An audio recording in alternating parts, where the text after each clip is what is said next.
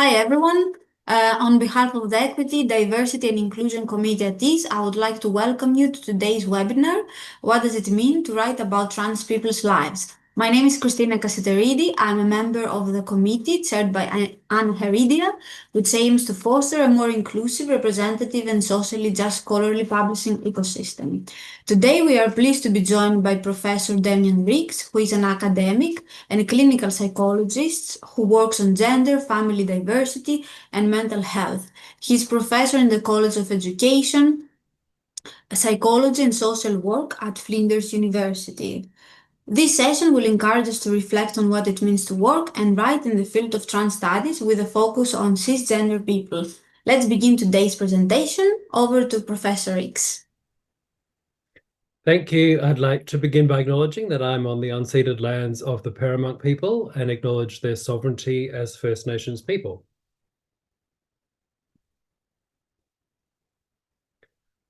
So I actually slightly revised my title as I was putting my PowerPoint together and realized that it was really important to acknowledge that actually what I'm talking about today is what does it mean for cis people to write about trans people's lives. I think I'm not the person to give any kind of seminar on what it means for trans people to write about trans people's lives.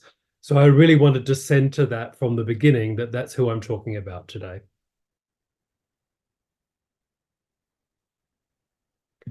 So a few other disclaimers. I'm really primarily, if not exclusively, focusing on westernized countries, and we know there are histories of gender diversity across the globe, across history, across cultures. And so there's lots of different stories to be told about how we write about gender diverse people across cultures that may not necessarily identify or use this language of trans. I'm also really wanted to emphasize that given who I'm speaking for today, my focus is primarily on written histories or academic research. Obviously, there are much longer. When I was doing some research around preparing this presentation, there's documented oral histories from centuries ago about people who we may now call trans. So there's obviously these much longer oral histories, but I'm focusing on writing, both academic and non-academic writing. And then obviously that point about those histories of trans people is that complexity around, we might go back and look at someone from centuries ago who may have been assigned female at birth but lived their whole life as a man. And we may now attribute the language of trans to that, of course, but we have to always be cautious about doing that because we don't know what those people made of their own lives. And also, we also have to be really mindful about what is documented and what is not documented in the historical archive. So the Digital Transgender Archive, and there's a few others like this, are great resources for looking at some of these materials, but obviously transgender people's lives, including right now, are often not valued. And so what is documented, what is held in the archive, is restricted to what was saved. And there's lots of things missing from the archives that we might have access to. So when I was putting this talk together, I thought we can't really just start now.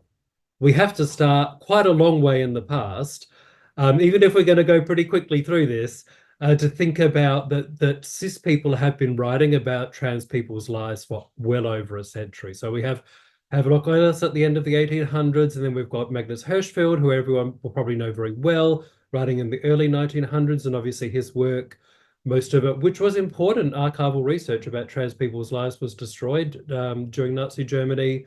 And then we've got more people coming up to Harry Benjamin in the 1950s, and we'll talk a bit more about Harry Benjamin later on. But what we want to think about is some of these accounts were deeply pathologizing of trans people's lives. Some were more sympathetic, you might say. We might think of Harry Benjamin, who we'll talk about a bit more in a minute, as being more sympathetic to trans people's lives, but it's still a view of trans people being held on display by cis people as clinical subjects, as research subjects. And we know a lot of this early work, and particularly the early medical work, was wrapped up in histories of eugenics. So some of the applications that were applied to trans people's bodies were initially developed around things like the preservation of life, the revitalization of cisgender men's lives in later life. So a lot of it's wrapped up in those histories. Of course, we know and Jill Jules Peterson's written a wonderful book called The History of the Transgender Child, that there are places where we find trans people's voices in these historical materials. But that was rarely the case. That was certainly not the point. The point was to center, to emphasize, to exalt, if you like, the voices of cis people about trans people's lives. And then obviously more recently, and I'll come back to some of these again a bit later on, you know, there's a lot of writing going on about trans people's lives before a diagnosis, a pathologizing diagnosis at the time, enters into the Diagnostical and Statistical Manual in 1980, the standards of care that were first developed by Harry Benjamin, but they weren't first called that, in 1979. And then obviously the International Classification of Diseases first introduced a categorizing around trans people in 1975. So there's a long history before we even get to that history of diagnostic criteria. But, and I'm going to keep doing this throughout, at the same time, trans people were writing about their lives. So today I learned about a guy, Marion Bill Edwards, from here in Australia in 1907, living as a man, lived his whole life as a man, and wrote about his experience of being a trans person. He did not use that language, let's be clear. But, you know, this is an early written historical account of a trans man writing about his life. We have Jenny June in 1980 in the States writing about their life of being a trans person. And again, there's a lot of different language that these people use to describe themselves that I'm not going to go into today because they're outdated. We don't use that language anymore, but we still respect that that's how they describe themselves. Probably most people will know Lily Elbe from the Danish context. You might have seen the For Better or Worse movie, The Danish Girl. Obviously, we know that a lot of those early surgeries, people often say Lily was the first person to receive any surgeries. That is not true. It was actually a Jewish woman earlier than that who received surgeries in the German context. But Lily has a very public presence through that film and through other historical materials. And obviously, she tragically died as a result of some of those surgeries that just were probably never going to work at the time. There's still things we're struggling to do now, things like uterine transplants. And so her life was lost as a result of that. And then Michael Dillon is another wonderful example, a man I learned about a few years ago, a trans man who was a physician and wrote about providing care and evidence around the needs of trans people in 1946. So, you know, these are just some of the examples of historical materials of trans people at the same time as Hirschfeld and as other people, as other cis people writing about trans people's lives. So we can skip ahead a bit, skip a few decades, and we sort of, you know, a lot of this stuff, so that early stuff, the Hirschfeld stuff, you know, was all sort of sexological research. It was often clinical research. It was, you know, not mainstream. It wasn't getting a lot of attention. Most people weren't aware that trans people existed. And then we sort of see an upswing in once Harry Benjamin developed his standards of care and started providing medical care to trans people, and clinics opened, quite a lot of clinics opened across the States in particular and in Europe, there was greater awareness. We had women like Christine Jorgensen all over the front of the news in the United States and internationally in the 1950s.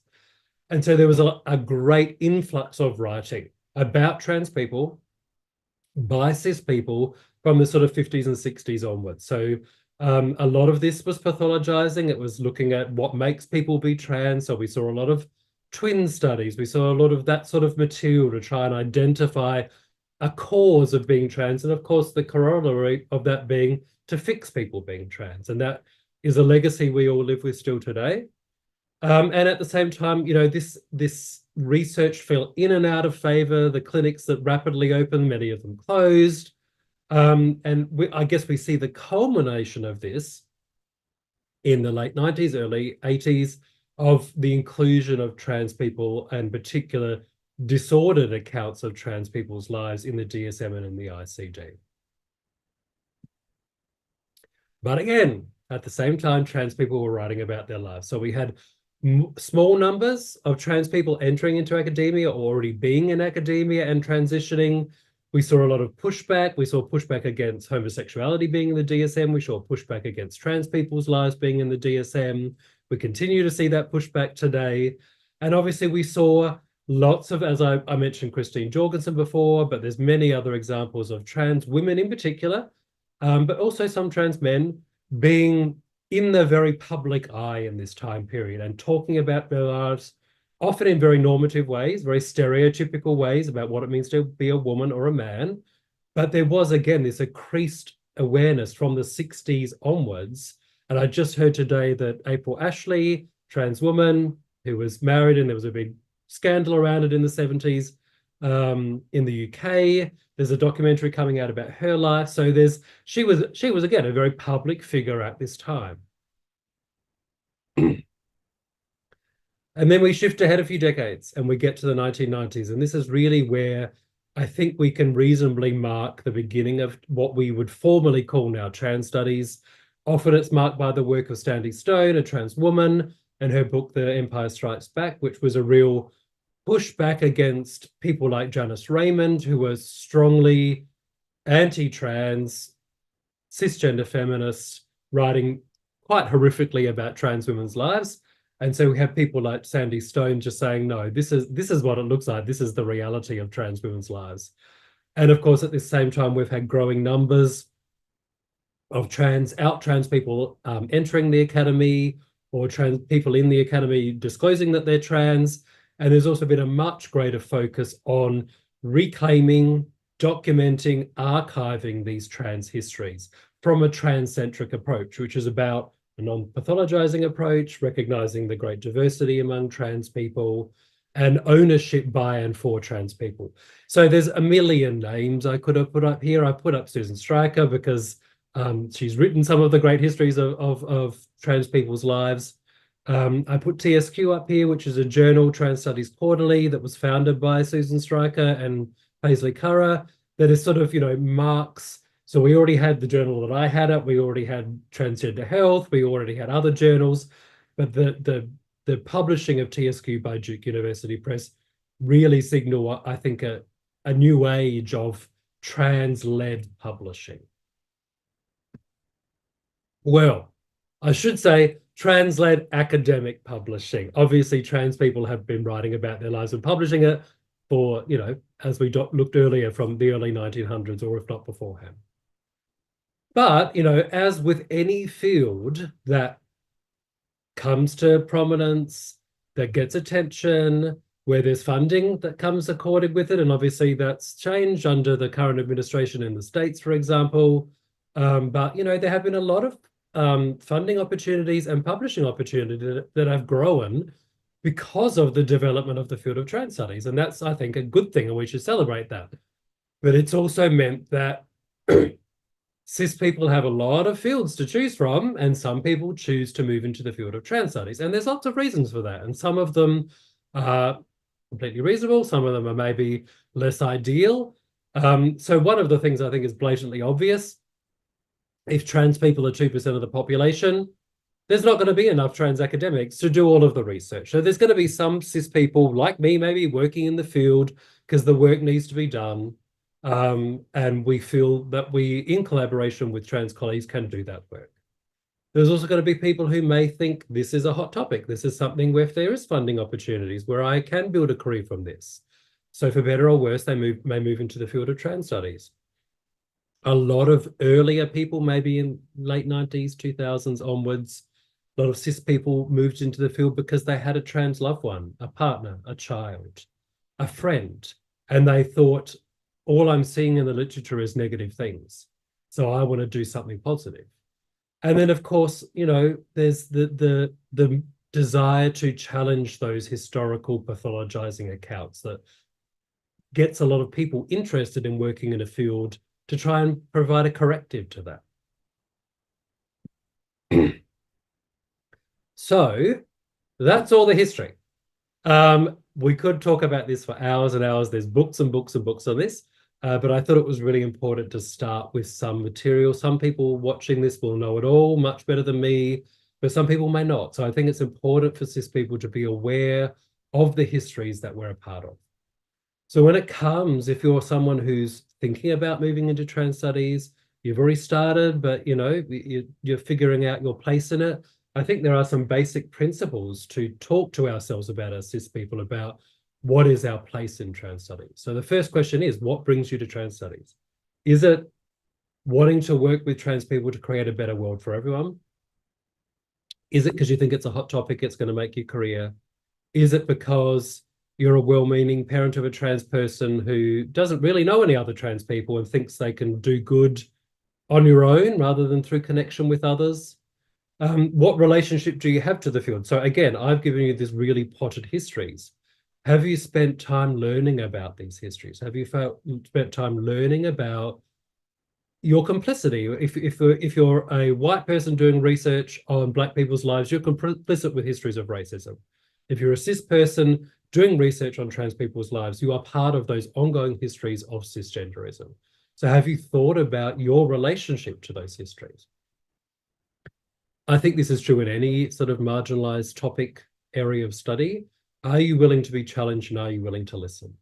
Because if you're not willing to be challenged, and if you think you already know the answers, you probably should really take a moment to think about what voices are you centering? Because if you're not willing to listen to trans people's voices, you're unlikely to center trans people's voices in your research. I think, when we're working in this field, we need to be ready to step aside. And that means if we start working on something and we find out someone else who's trans is working on that exact same thing, and we talk to them and we realize, actually, they're doing this really well. I don't need to also be in this space. I can step into a different space.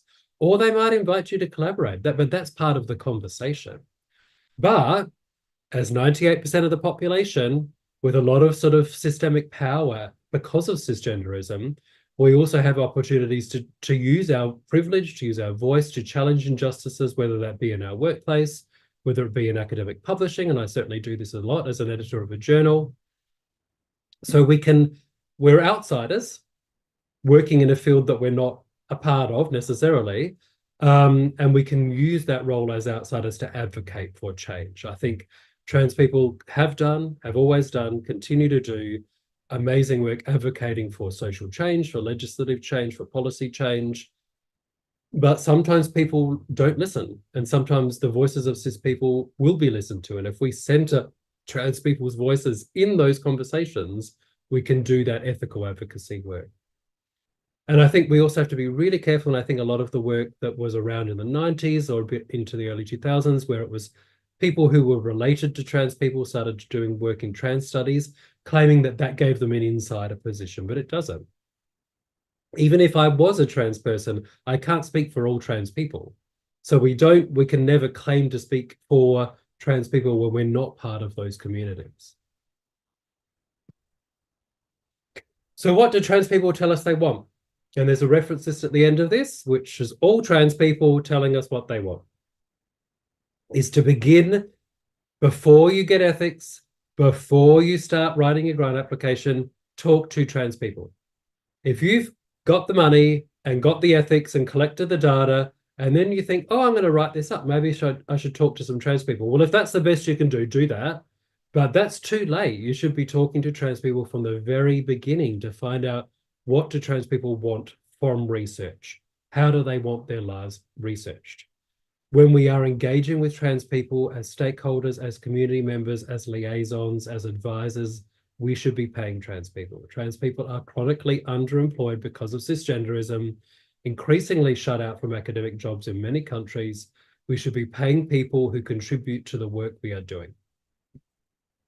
We also need to decenter academic work. And by that, I mean, I get very bored as an editor seeing papers that say, this is the first study to do this. And I think, I know a community survey that someone did 20 years ago on this same topic. So when you're looking to find, has anyone else done this? Look at the grey literature, look at the trans archives, look to see what trans people have done with their own lives. We need to be willing to challenge practices that erase or marginalize trans people. So, where you may try and bring a trans person on to be involved in your research and your institution says, oh, but they're not a member of staff, we can't have them involved. Well, you can. It's about making that argument, presenting that case, and fighting for trans people inclusion in these spaces. And I think a big thing, I didn't include the reference to Tuck because, as far as I know, Tuck isn't trans, but Tuck wrote this great paper about damage-centered accounts of Indigenous communities, where all we hear about Indigenous communities is harm. That doesn't mean we shouldn't talk about harm, but we should also talk about strength and joy and resilience. And increasingly, in my work and in other people's work, we're saying the same thing about trans people's lives. If your paper is on trans people having kids, and that's great and lovely and happy, you don't need to start your paper talking about discrimination and mental health. If that's not the focus of your paper, we know that. We know trans people have, higher rates of poor mental health because of discrimination. You don't need to start every paper with that negative story if that's not the focus of your paper. So we need to really resist damage-centered accounts when we're not talking about harm. What else do trans people tell us they want? Citational politics is huge in any marginalized field. If you're only citing cis people, there's something wrong with the work you're doing. Trans people have written about almost every aspect of their lives. So you can engage with the writings of trans scholars, the theorizing of trans scholars. Trans people theorize. We don't need to start every paper with Foucault and Derrida. We can focus on trans people's accounts of theory. We can, when we're engaging in collaborations with trans people, we want to focus on what are the real world changes or outcomes that trans people want. And that could be jobs in academia. That could be advocating for policy change, for legislative change. We need to find out what those real world changes are that trans people are wanting, not thinking or promising that our research can magically change the world, but we still need to have those hopes and dreams as part of our research.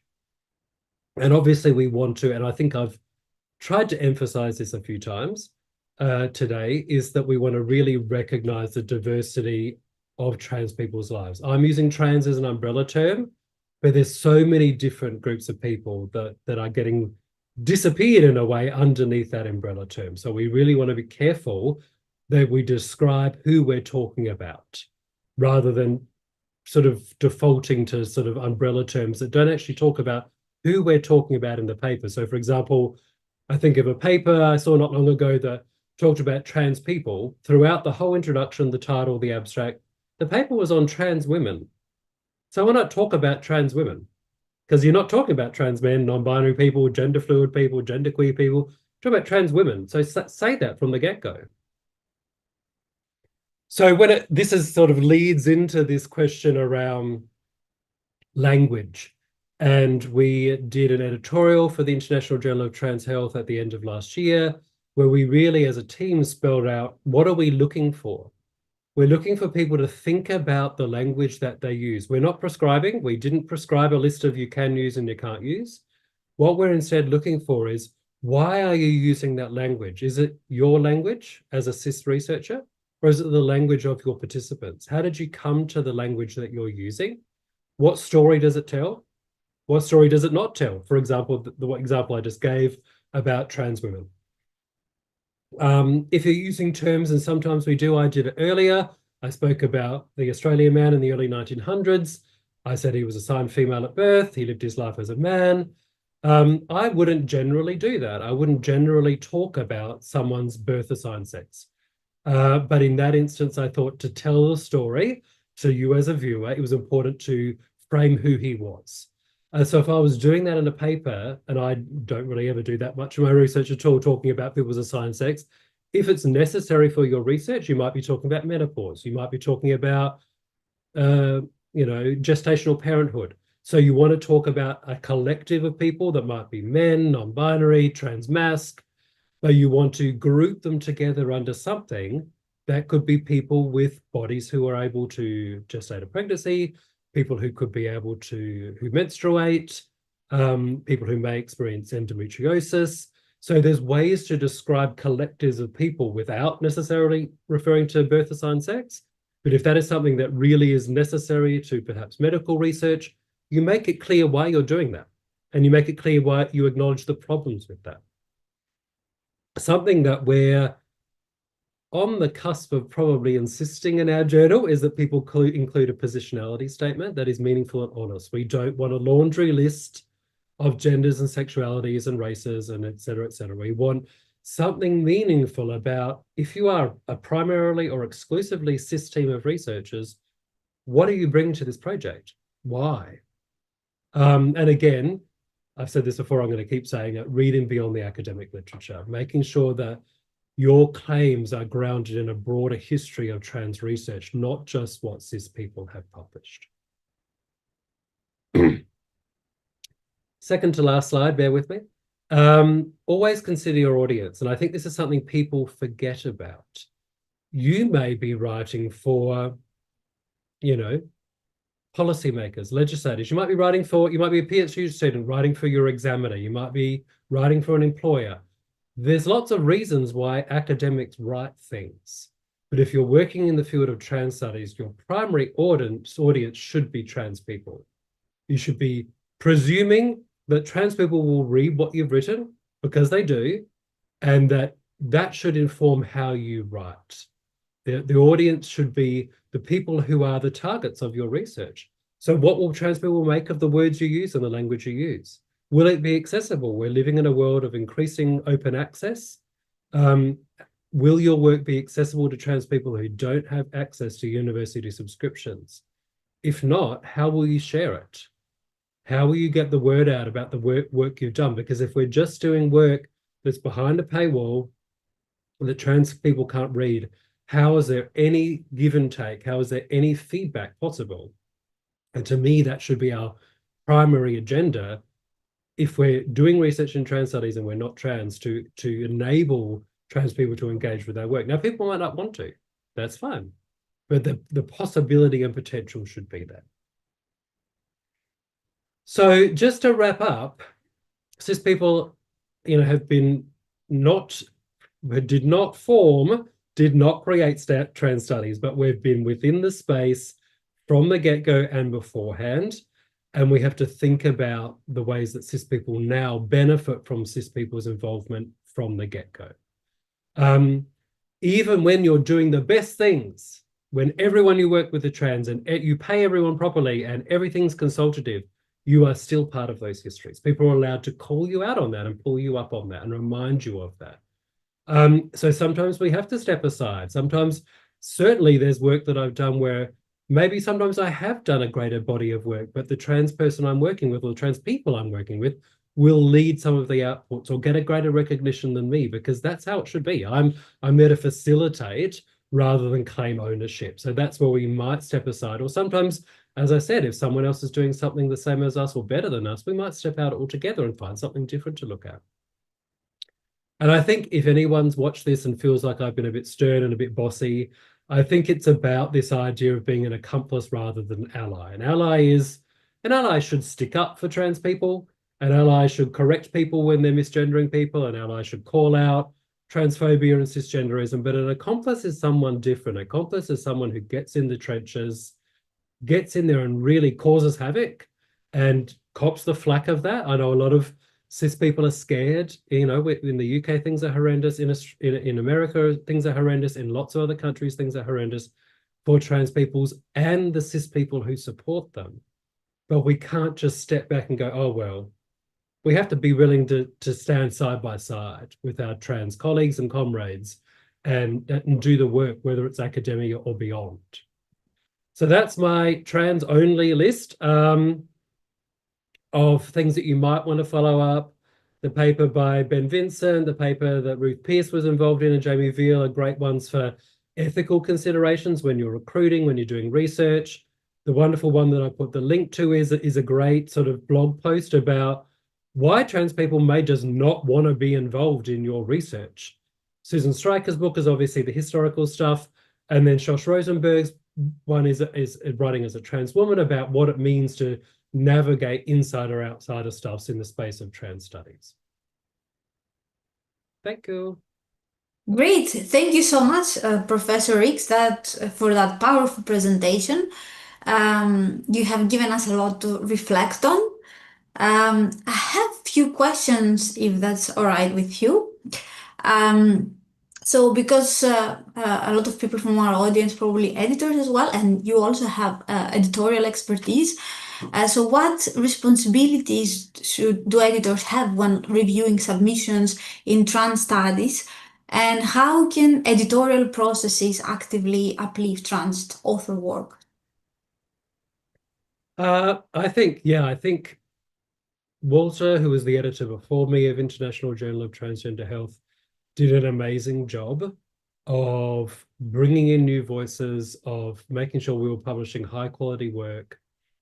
And I wanted to benefit from that in the sense that he'd done amazing work fixing the journal up. It wasn't in the best place when he took over it. He really catapulted it to new heights. But my focus, and I said this to Walter when we were in conversations about me applying to be editor, was my agenda would be to center trans people's voices. So that has involved a lot of people voluntarily wanted to, had their time, had their time on the editorial board, on the associate editor board, were leaving. So I really wanted to make sure that as many people as possible on the as associate editors were trans people, so that we were making sure that it was trans people vetting trans people's work, being very careful about, keeping the balance. We have probably a 90% desk rejection rate. So making sure that the 10% that comes through, where possible, is trans people's work. Sometimes that's not possible, but making sure as much as possible, we are giving that limited space we have in a journal to trans people's voices. And then again, the editorial at the end of last year was our way of sort of signaling, we don't need you to define who trans people are. We know that. We don't need you to give prevalence rates. We don't need you to tell us the damage-centered account if that's not relevant to your thing. Now, we weren't prescriptive, but it was our way of saying, this is where we think we need to go next in the field of trans studies. Great, thanks. What changes related to this point? What changes can be made to editorial pipelines to make journals more accessible to trans scholars and writers? Is something around editorial culture, for example? Yes, and I certainly don't want to get us into any litigation, so I won't name any names, but there certainly have been examples where journals have had, it has turned out, editors or members of the editorial teams who have been transphobic. And so people have taken active stances against those journals. Either associate editors have resigned en masse, complaints have been put into publishers. And this is, and these are largely cis people doing that, saying, we won't be part of this. So there is, if you're part of a journal where you have the feeling that that is happening, it's the onus on cis members of the team to sort of stand up and say, why is this happening? Or call it out. This is what I'm seeing. Is that what's going on? Can we shift that? And if not, what kind of actions can we take to shift that? And I think it's not as simple as, well, I'll resign, and then the shenanigans continues. That's walking away. We have to be accomplices in it and causing that trouble to make those changes. And in the examples I know where this has happened, those changes have happened. So we can have journals like the journal I'm the editor for, where it's pretty safe to say we're very trans inclusive and trans affirming, and other more generous journals that are not trans focused. But trans people should receive the same responses from every journal. So it's about all of us doing that work to ensure that happens. Thank you. And then going back to like research and trans studies. So, are there any ethical framework, or should there be any ethical frameworks around research in the field of trans studies? And should institutions universally adopt such like standards or guidelines? So I think, obviously there's some of the papers on my reference list that speak to the first part of your question, but the second part is yes and no. I think ethics committees should have documents that guide researchers around appropriate and inappropriate language. And certainly at my institution, we are doing that more and more. Could we have a universal set of guidelines? Probably not, because language is different in every place. So we have to be mindful that we don't want to impose, particularly a westernized concept of transness, onto everyone across the globe. But I do think it is an impetus upon ethics committees and funding bodies to ensure that, we do, that journals now have guidelines around you can't be racist, you can't be sexist, you can't be like. So that's the end point, the journal. We need the front end, which is the funding bodies and the ethics committees to be making sure. And something I do, I'm a deputy chair of an ethics committee. I'm repeatedly saying when I see questionnaires, do you mean sex or gender? Because I'm pretty sure they mean gender, but the question they have is sex. So, and people are now, at first they were a bit bored of me, and now they're actually like, oh, he's actually making a really useful point here. So it just comes up on the committee all the time. And most people go, oh, yeah, you're right. We meant gender. Okay, so you need more than two categories then. Let's get with it. So, that kind of just gentle pushback can create change. Great, thank you. And also in your presentation, you did mention that cis people researchers should be prepared to step aside. So what does it truly mean to step aside, and when is it appropriate to step in? So can they advocate for structural change without recentering themselves? Yeah, I've been trying to think of some good examples for that question. So I think if trans person reasonably, trans people are human beings. There's going to be difficult, unpleasant trans people, like there's difficult, unpleasant cis people. So we don't always step out, because sometimes maybe someone's just being vexatious.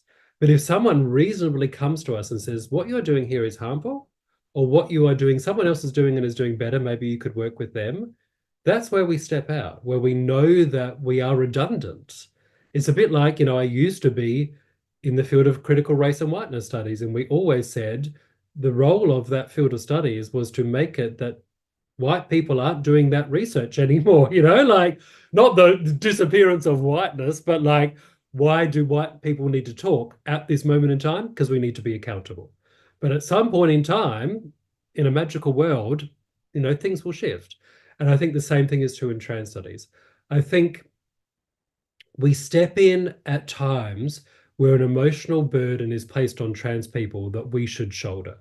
So, for example, I know of someone recently, I was in a bunch of successive meetings over a period of time, and a trans person was being misgendered in those meetings. Every time I corrected the cis person, straight away. But after the third or fourth, I actually messaged the trans person and said, I feel this is really not okay. And even though I'm correcting them every time, I'm not happy. I'm going to email them and say, this is not good enough. And they just said, thank you so much. Like it was me stepping in and saying, I'm going to do this, not do you want to do it? Or, what's your idea to fix this? But I knew what needed to be done. And so I stepped in and did it. Other times I might not be so sure, and I might start a conversation with a bunch of trans mates around what might we do around this particular concern. And some of them might say, we want to lead that and we're going to do it. Or some might say, actually, it's your turn to step up. You go in and deal with this thing. So it's always about conversation. It's always about relationships. But it's about knowing, when that emotional burden is something we need to shoulder. Thank you. And my final question is, how can researchers ensure that their work is not only academically rigorous, but also accessible, relevant, and beneficial to trans communities? I mean, we spoke about this a bit before, but I think it is about, not everyone, again, in Australia, we're very lucky. We have an agreement with many publishers where our work can be published open access for free. It's covered by Commonwealth. Lots of countries that doesn't exist. Lots of countries, people don't have research grants. Our journal publishes amazing work from across the globe, and lots of the scholars who publish with us don't have access. I think it's something we need to work harder, or our publishers would need to work harder on, is providing open access opportunities for people not from first world countries, because of course that's a problem. If it's only people who can afford open access, then lots of groups are never going to be able to afford open access. So I think for publishing companies that make a lot of money, there is an impetus for us all to advocate for, I think we need an allocation of open access funds that we can disperse, like we do when you run a conference. You always have bursaries for students. So we need to find ways to ensure that the greatest diversity of trans voices can be represented through open access materials. Obviously, there are some journals that are open access free for everyone. Some people will go there. Some people will want a specialist journal like the International Journal of Transgender Health. If we can't achieve any of those outcomes, then we find open access repositories. We use social media. We publish, green open access versions, which are our author accepted versions. And obviously, if we've done the right things and engaged with community from the get-go, we go back to community with our research and we share our findings and we do lay summaries of our research and we do conversations like this about our research, and we also share the full academic papers so that people can engage with, critique, challenge, and interact with our research. Great, thank you. That were all my questions. Thank you again, Professor Rix, for your presentation. Your reflections on collaboration, ethical engagement have given us much to consider. I don't know if you also would like to mention something, but yeah, thanks everyone for watching this webinar. I hope you found it inspiring. And don't forget to stay connected for our future events. And if you have any other questions, please contact us and we will share this with Professor Riggs. Thank you. Yes, I'm very happy to receive questions and to answer those via email in due course. But thank you for having me. It's been lovely to chat with you. Thank you.